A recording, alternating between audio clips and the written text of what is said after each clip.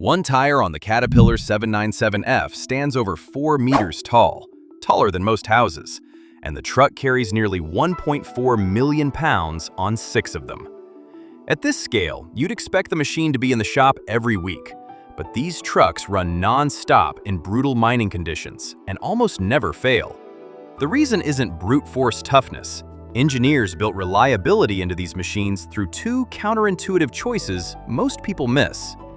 Picture where these machines actually work. Open pit mines are covered in dust that gets into every moving part. Temperatures swing from freezing to extreme heat, and a loaded truck climbs a steep grade, dumps its cargo, and rolls back down hundreds of times a day without stopping. Every normal rule of engineering says failures should multiply at this scale. More weight, more heat, more abrasion, more stress on every joint.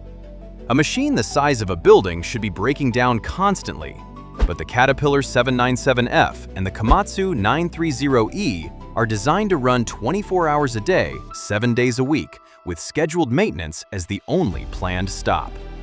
Logic says size creates weakness. Reality says these are some of the most reliable machines on Earth. Most people assume the answer is brute force, thicker steel, heavier frames, but that assumption misses what engineers actually did. In a normal vehicle, the transmission and gearbox are where most wear-related failures happen.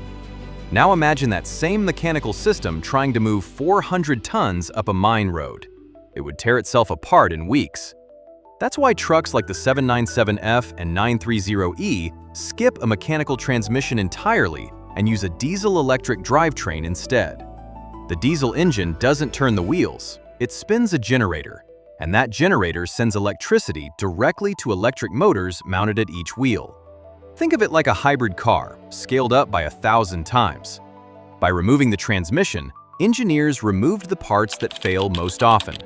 No gear changes, no clutch plates, no drive shaft carrying torque through a dozen joints. Fewer moving parts means less friction and fewer things to wear out. And it also gives the wheel motors higher torque at low speed, which makes starting easier under a full load. The truck isn't reliable because it's overbuilt. It's reliable because its core drivetrain is actually simpler than the one in the car in your driveway. Removing the transmission solves moving forward. Stopping is just as hard. If you tried to stop 400 tons using only mechanical brake pads, the heat would destroy them in a single descent. That's where dynamic braking comes in. When the driver eases off the accelerator, the electric wheel motors reverse their role and act as generators, turning the truck's kinetic energy back into electrical current. That current is sent to large resistor grids near the roof of the truck, where it's dissipated as heat. The mechanical brakes only handle the final stop or emergencies. The electric motors do almost all the work, keeping the mechanical components cool and lasting far longer than they would otherwise. That's the second clever design choice built into the machine itself. Here's where most people stop thinking.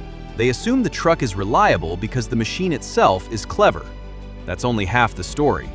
The other half is the system watching the machine.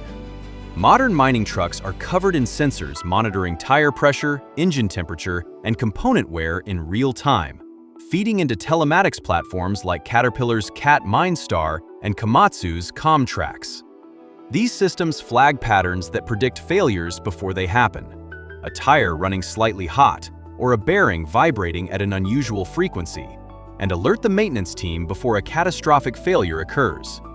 This is paired with strict scheduled maintenance. Major engine rebuilds happen at set hour intervals, and components are replaced before they fail, not after. The machine is reliable because the operation around it is designed to catch problems early. Reliability isn't just about the machine, it's about the system surrounding it. Put both halves together and the real picture emerges.